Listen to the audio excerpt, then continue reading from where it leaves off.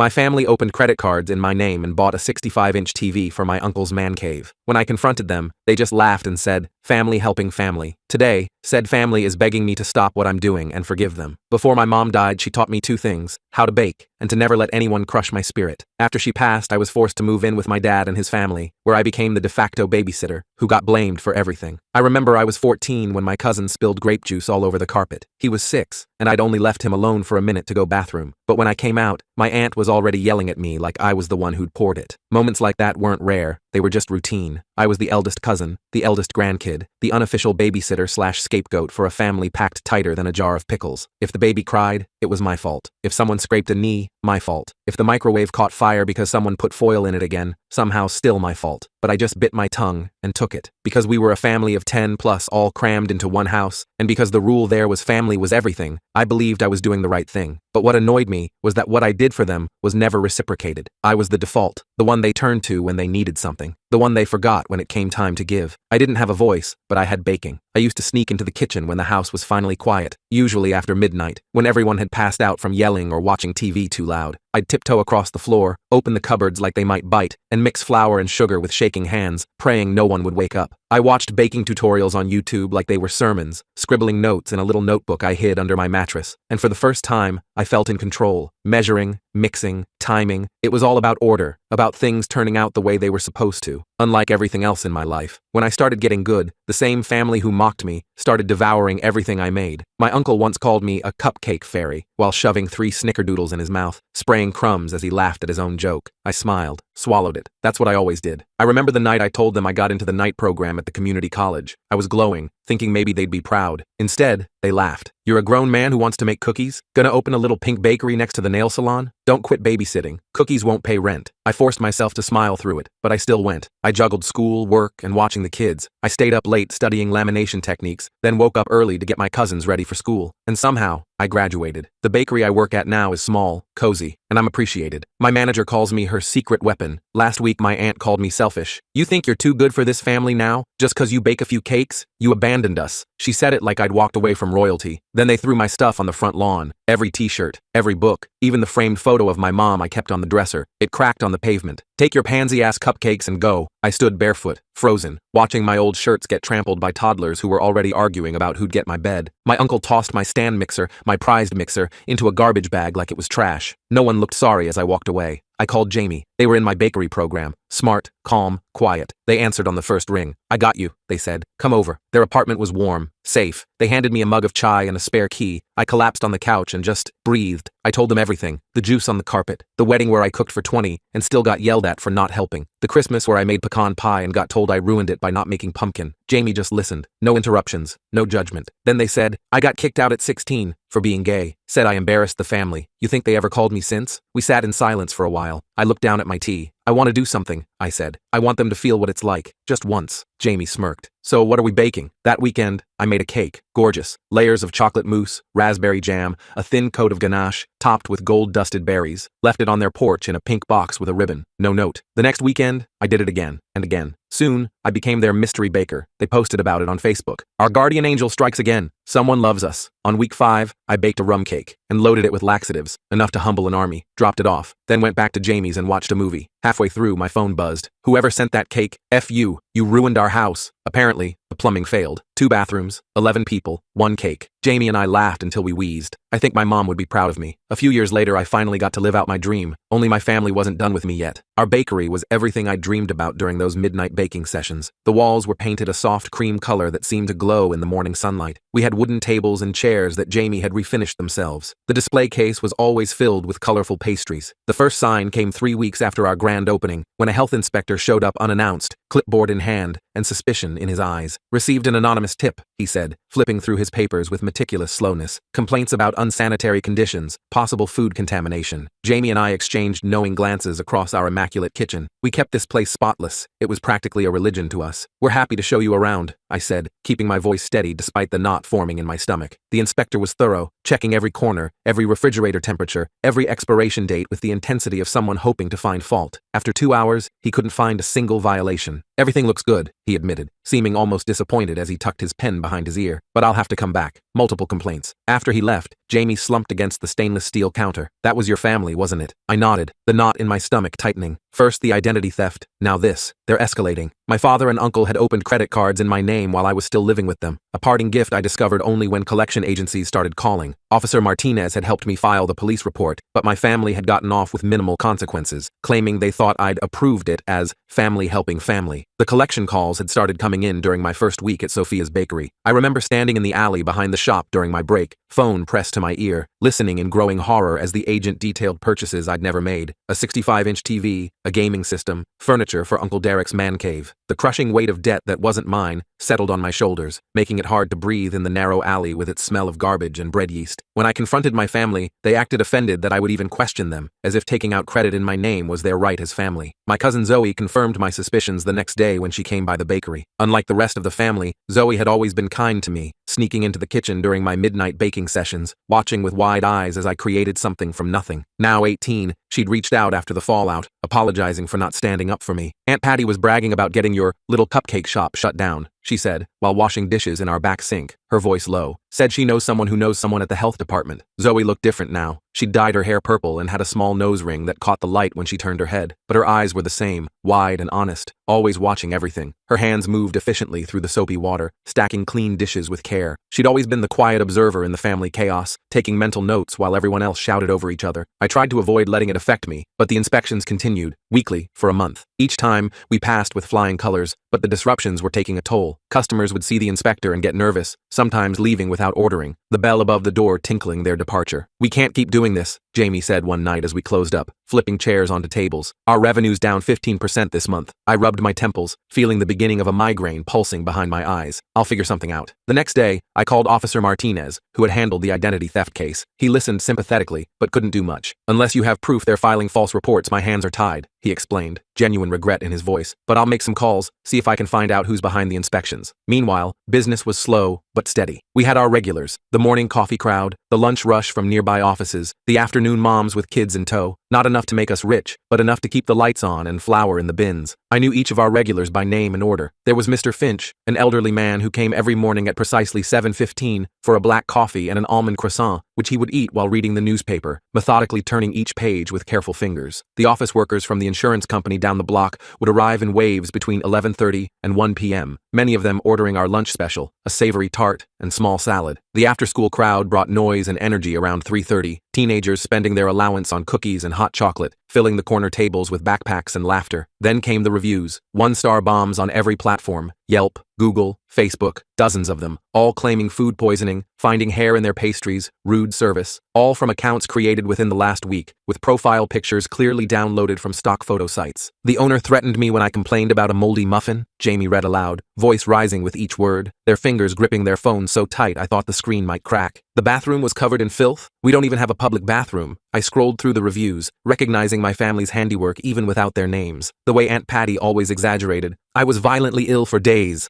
Uncle Derek's distinctive spelling mistakes, my dad's fixation on getting what you pay for. Our rating plummeted from 4.8 stars to 2.3 overnight, like a stone dropped in a deep well. The next morning, our usual crowd was noticeably thinner. By lunchtime, we'd served half our normal customers. By closing, we were looking at our worst day since opening, the register drawer depressingly light. We need to fight back, Jamie said, determination hardening their features as they locked the front door. Respond to every review, report the fake ones, get our real customers to post positive ones. We stayed until midnight, hunched over our laptops at the corner table, crafting careful responses, flagging obvious fakes, sending emails to our loyal customers asking for support. I felt the familiar midnight energy that had sustained me through those secret baking sessions years ago, the quiet determination, the refusal to be defeated. The bakery was eerily quiet at that hour, just the hum of the refrigerators and the occasional car passing outside. The streetlight cast long shadows across our empty display cases, and the smell of the day's baking still lingered in the air. Cinnamon, butter, chocolate. Jamie's face was illuminated by their laptop screen, their brow furrowed in concentration as they methodically worked through each fake review. My eyes burned from staring at my own screen, but I kept going, fueled by a mixture of anger and determination. The next few days were a blur of damage control. Some of our regulars came through, posting glowing reviews and bringing friends. Officer Martinez came by with news. He'd confirmed through a contact that my aunt had a connection at the health department, a former high school classmate who owed her a favor. I've spoken with his supervisor, Martinez said, accepting the cappuccino I offered. The anonymous tips will be scrutinized more carefully from now on. Officer Martinez was a steady presence throughout this ordeal, mid-40s with a salt and pepper beard and calm, observant eyes that missed nothing. He'd take small sips of his coffee, making appreciative noises, while explaining the legal nuances of harassment and false reporting. His uniform was always crisp, his manner professional but kind. He'd become something of a regular himself, stopping by a couple times a week, sometimes in uniform, sometimes not. It helped, but the damage was done. We were operating at a loss, dipping into our emergency fund to make rent on both the shop and our apartment. Then Zoe came in one afternoon, breathless and excited, her cheeks flushed from the cold. "I have an idea," she said, eyes bright with the kind of enthusiasm that's contagious. "What if we do a special event? Something that would get people talking, get them to come see for themselves that this place is amazing." Jamie and I looked at each other across the display case of half-empty pastry trays. "What kind of event?" I asked, allowing myself a flicker of hope. "A baking class," Zoe exclaimed, her hands animating her words. "You could teach people how to make those midnight cookies you used to bake, the ones with the chocolate and the sea salt that everyone fought over,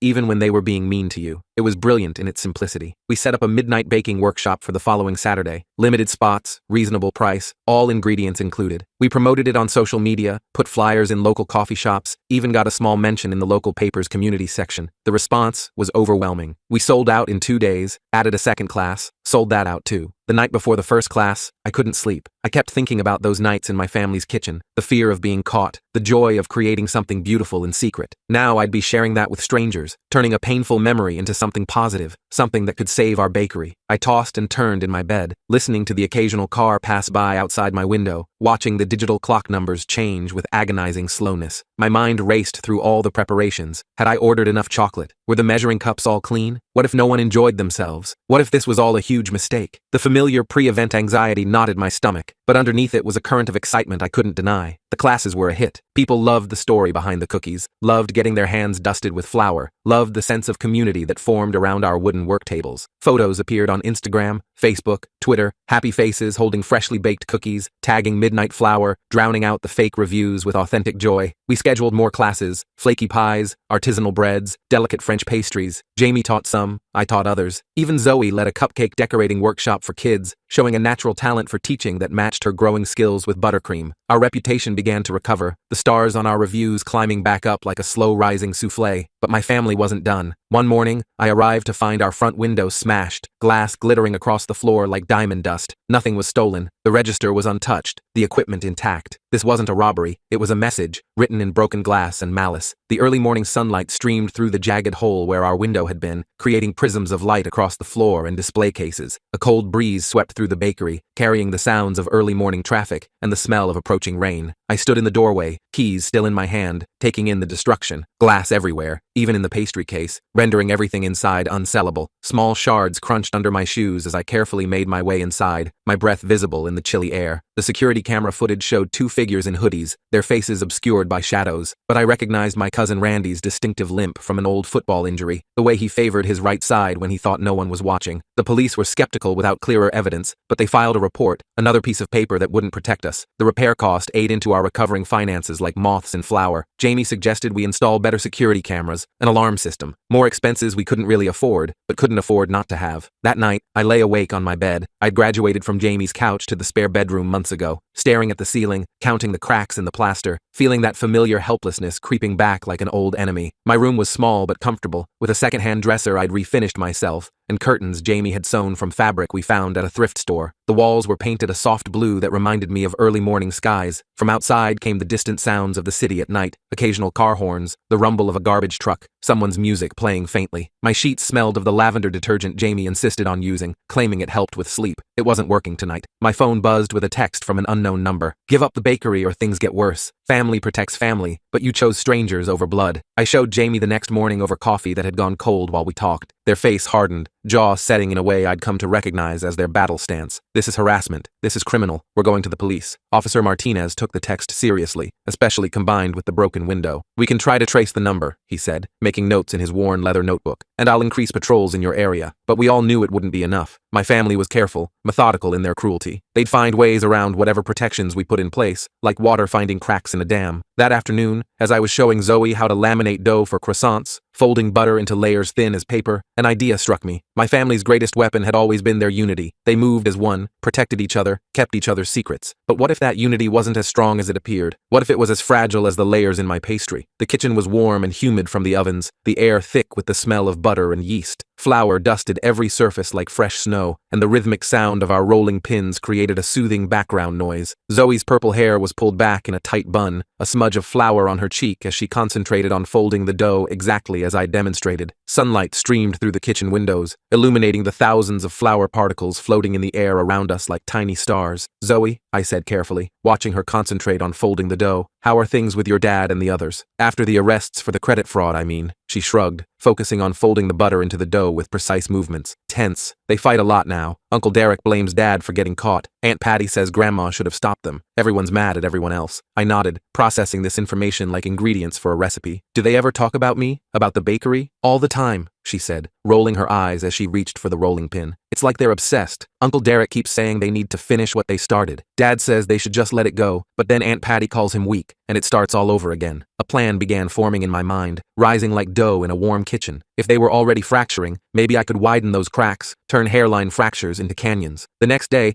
I sent individual texts to my dad, Aunt Patty, and Uncle Derek. To each, I wrote, "I know what you did to my bakery. The others told the police everything. They're trying to pin it all on you. If you want to tell your side, meet me at Parkside Cafe tomorrow at 2 p.m. I showed Jamie the texts before sending them. "This is either brilliant or terrible," they said, biting their lip. "What if they all show up together?" "They won't," I said, with certainty born from a lifetime of watching their dynamics. "They don't trust each other enough to admit they got a text like this. They'll each think they're the only one." My finger hovered over the send button for several seconds, my heart pounding in my chest. The bakery was quiet, closed for the afternoon for cleaning. The only sounds were the hum of the refrigerators and Jamie's nervous tapping on the countertop. I took a deep breath, remembering all the midnight baking sessions, all the insults, all the blame, all the credit card debt, all the fake reviews, the broken window. I pressed send. I was right. My dad arrived at 1:45, looking nervous, checking his watch every 30 seconds. I watched from my car across the street as he ordered coffee, checked his phone repeatedly, knee bouncing under the table. At 2:10, Aunt Patty walked in, designer purse swinging from her arm. She saw my dad and froze, her expression shifting from confusion to suspicion in an instant. The look they exchanged was priceless. Confusion, suspicion, betrayal, all flashing across their faces like a slideshow. They didn't see me. I just watched as they had what appeared to be a heated conversation,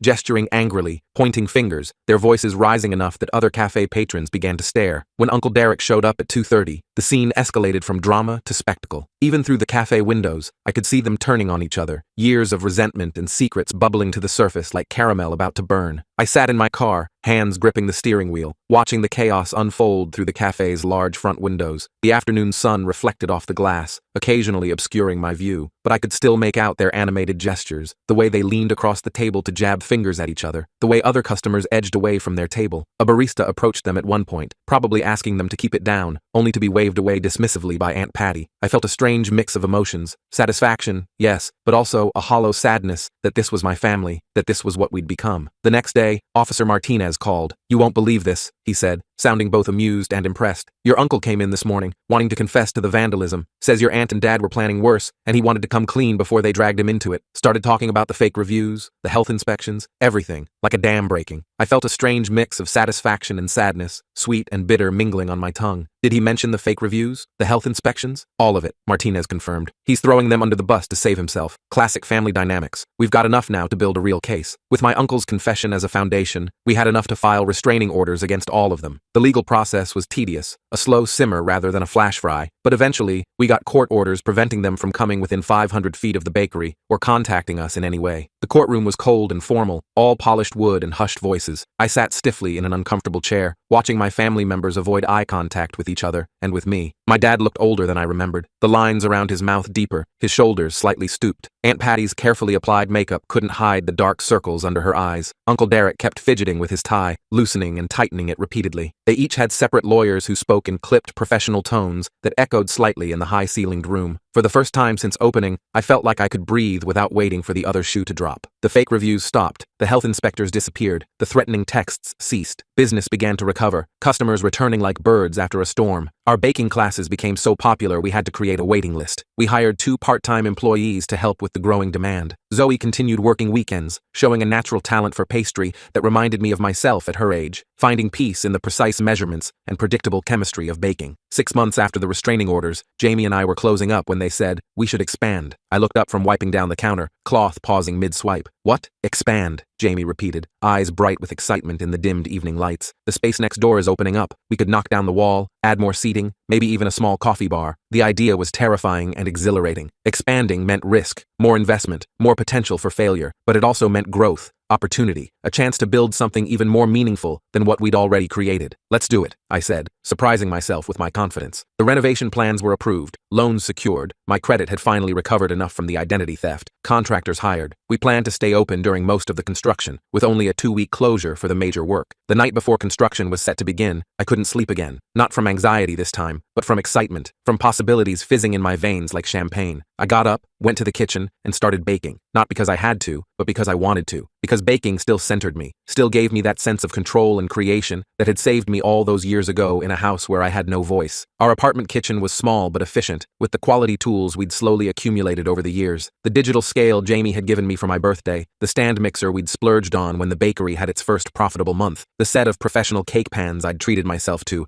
after we won a local best dessert competition. The familiar motions of measuring and mixing calmed my racing thoughts, and the apartment gradually filled with the comforting aroma of cinnamon and butter. As I mixed the dough for my mom's special cinnamon rolls, the ones I'd make for special occasions at midnight flour, I thought about how far I'd come. From the scared kid baking in secret to a business owner expanding his dream. My phone buzzed with a text from Zoe. "Can't sleep, too excited about tomorrow. Can I come in early to help?" I smiled, typing back, "Sure, bring your apron. We've got work to do." The next morning, as the construction crew arrived to begin transforming our little bakery into something bigger, I stood with Jamie and Zoe, watching with a mixture of pride and anticipation. The early morning air was crisp and cool, the sky just beginning to lighten with streaks of pink and gold. The construction workers arrived in pickup trucks, carrying toolboxes and coffee thermoses, their voices low and professional as they discussed the day's work. The street was quiet, except for their activity, most businesses still hours from opening. The smell of fresh coffee drifted from the thermos Jamie held, mingling with the scent of the cinnamon rolls I'd baked in the night, now boxed up for the workers. "Your mom would be so proud," Jamie said quietly, squeezing my shoulder. I nodded, thinking of her lessons, how to bake, and how to protect my spirit. I'd honored both, despite everything my family had thrown at me. But as we turned to head inside, I noticed a familiar car parked across the street. My grandmother Edith, who I hadn't seen since the day my belongings were thrown onto the lawn, sat in the passenger seat, watching us through the window. Our eyes met, and for a moment, I felt that old fear, that old instinct to shrink, to apologize, to make myself smaller. Then I straightened my shoulders, lifted my chin, and turned away. Whatever she wanted, whatever new scheme my family was plotting, I was ready. Because this time, I wasn't alone, and I wasn't going to let anyone, not even family, take away what I'd built with my own 2 hands, measured in cups of flour and ounces of determination.